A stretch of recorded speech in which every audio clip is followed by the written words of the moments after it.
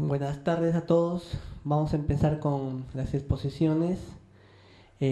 Acá son enfermedades referidas a componentes articulares y sobre todo al gran depósito de calcio que es el hueso.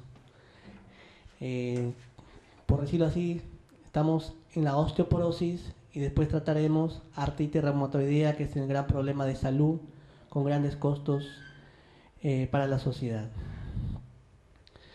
Aquí tenemos un esquema donde se da la patogénesis de la osteoporosis o las fracturas relacionadas a la osteoporosis, donde intervienen diversos mecanismos. Dentro de ellos la edad, alteraciones endocrinas como andropausia, menopausia, factores de riesgo clínicos, el recambio óseo elevado,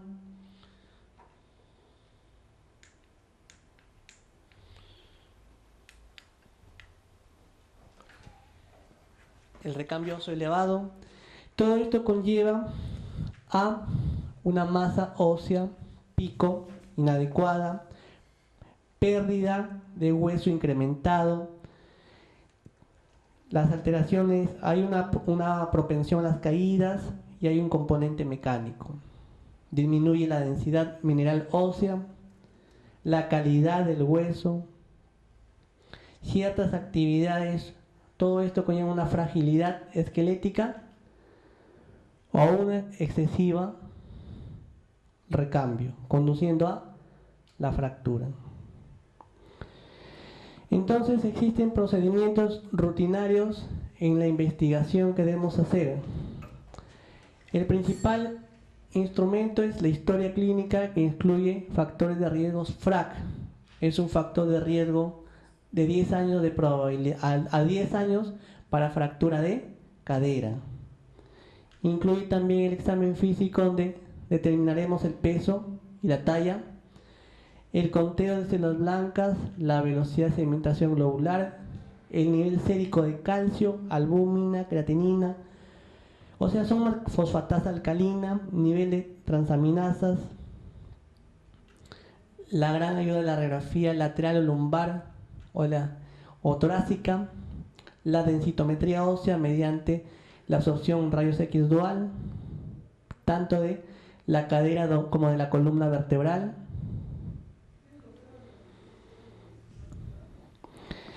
¿Esto para qué sirve?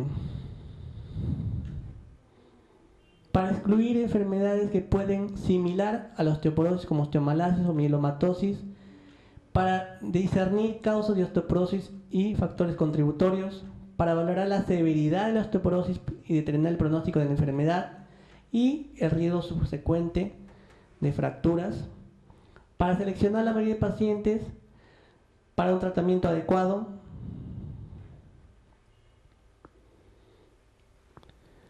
Las investigaciones pueden basarse mediante la utilidad para el diagnóstico de osteoporosis mediante rayos X o la absorción dual. Hay que establecer unas causas diferenciales, como mencionamos, mediante los exámenes especiales para ver test de función tiroidea, para hipotiroidismo, cortisol libre en la orina, por ejemplo para síndrome de Cushing. Establecer diagnósticos diferenciales como mieloma o osteomalacia. Existen condiciones o enfermedades y medicamentos que causan o contribuyen a osteoporosis y fracturas.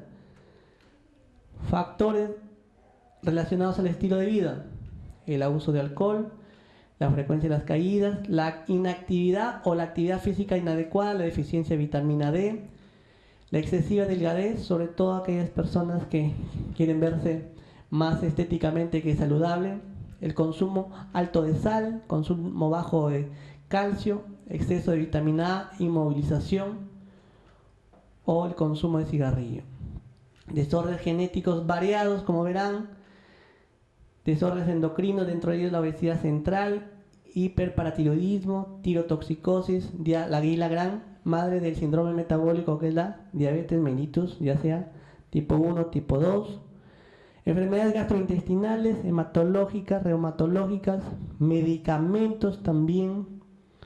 Dentro de los medicamentos tenemos el uso de corticoides mayor o igual a 5 miligramos por día de prednisona o un equivalente por mayor o igual a 3 meses. es un factor de riesgo para osteoporosis. Ahora hablemos factores de riesgo para caídas relacionadas con el medio ambiente, con la edad, desórdenes neurológicos o musculoesqueléticos, por ejemplo la presencia de cifosis.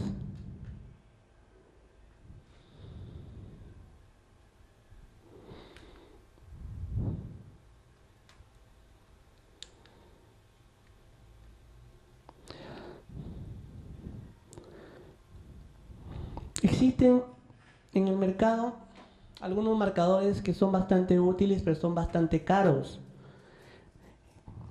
Son los llamados marcadores de recambio óseo.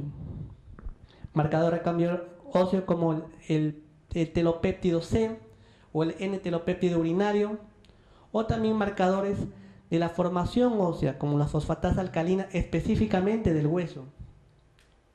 Fosfatasa alcalina específicamente del hueso, la osteocalcina, el péptido amino terminal de tipo 1. ¿Y para qué sirven estos marcadores? Predicen el riesgo de fractura independientemente de la densidad ósea en los pacientes sin tratamiento. Predicen rápidamente, son predictivos de rápida pérdida de hueso en pacientes sin tratamiento. Predicen también la extensión del riesgo de fractura cuando son repetidos cada 3 a 6 meses. Ayudan a determinar una adecuada compliance y persistencia de la terapia de osteoporosis. Esta es una bonita figura donde vamos a determinar qué es osteoporosis, qué es osteopenia, según son los puntos del θ o el Z-score. De acuerdo a la densidad mineral ósea o al T-score. Clasificación por la WHO, Organización Mundial de Salud, de osteoporosis basado en la densidad mineral ósea, lo clasifican en 4 grados. Normal, baja masa ósea o la llamada osteopenia, osteoporosis y la osteoporosis establecida o severa. Donde acá generalmente dan mediante desviaciones estándares. Definimos ya osteoporosis cuando hay 2 a más desviaciones estándar bajo el promedio del nivel para una población referencialmente adulta joven, mediante la densidad mineral ósea, mediante el T-score, cuando la T-score está en bajo -2 de desviaciones estándares.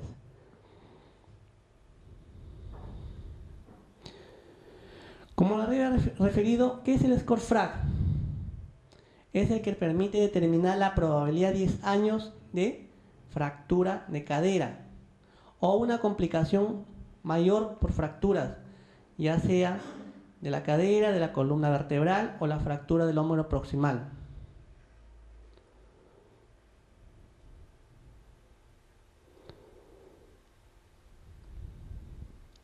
Existen algunas consideraciones que tenemos que tener en cuenta para tomar una imagen o una radiografía vertebral.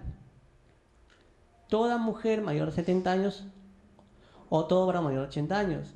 Generalmente esto de acá se basa en estudios europeos, porque en estudios europeos hablamos que el tiempo de vida promedio es mayor comparado a nosotros, que es alrededor solo de 75 años. Mujeres posmenopáusicas y hombres de 50 años o mayores con factores de riesgo específicos, pérdida de peso histórico de 1.5 o más, pérdida de peso prospectivo 0.8 más. Entonces, hablemos de, existen recomendaciones universales, recomendaciones específicas para la prevención de la osteoporosis. Se habla de que se debe tener un adecuado consumo de calcio en la dieta, en promedio 1000 miligramos o 1 gramo por día para varones entre 50 a 70 años y 1200 para mujeres de 51 años y hombres mayores de 71 años, incorporando suplementos dietarios si este fuese insuficiente. Se aconseja también el consumo de vitamina D.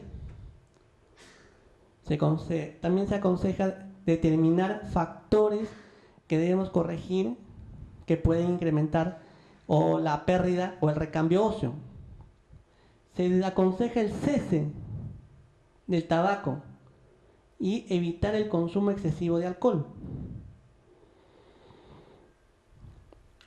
Diagnóstico, ¿cómo hacemos? Mediante la determinación de la densidad mineral ósea, vemos mediante el T-score o el CT-score que determina osteopenia, osteoporosis o osteoporosis severa de acuerdo a los grados de desviación estándar respectivos.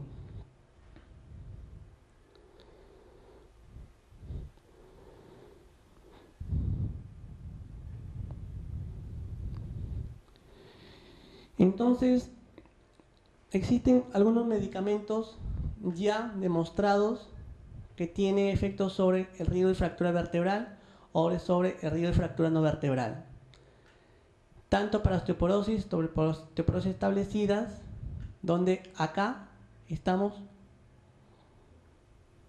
los resortivos o los fijadores de calcio, que son el endronato, el risedronato, el levandronato o ácido zoledrónico. También tenemos terapia de reemplazo hormonal o incluso ya terapia biológica.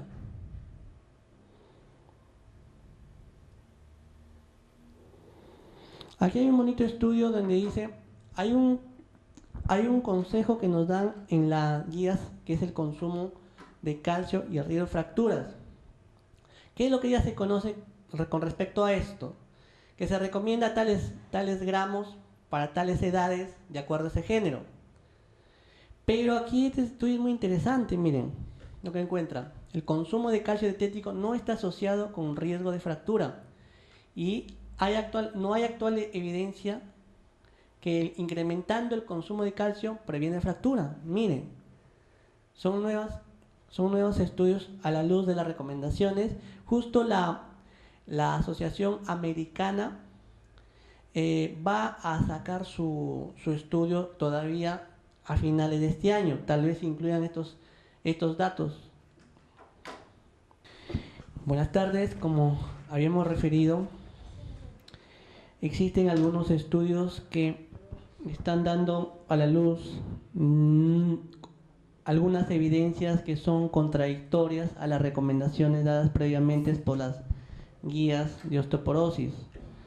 Es una publicación referente al consumo de calcio y el riesgo de fractura, es una revisión sistemática de la British Medical Journal de 2015, donde lo que ya se conoce son las necesidades o la cantidad de calcio en que uno debe consumir por día para la prevención de riesgo de fractura. Pero dentro de sus conclusiones refiere que este consumo de calcio dietético no se asocia a tal prevención, que los suplementos de calcio tienen beneficios inconsistentes sobre la prevención de la fractura y por lo tanto no se debería recomendar para la prevención de la fractura. Tenemos otro estudio en cuanto al consumo de calcio y la densidad mineral ósea, la revisión sistemática y metaanálisis. Igual, los mismos antecedentes, y refiere que el consumo de calcio, el incremento del consumo de calcio por la dieta o por suplementos, tiene pequeños efectos no progresivos, o sea, no se mantienen en el tiempo, quiere decir, sobre la densidad ósea. Estos efectos son improbables hacia trasladar o sea, no tienen ningún impacto en la prevención de fracturas ni en la densidad mineral ósea. Bueno, esto es con referente a osteoporosis.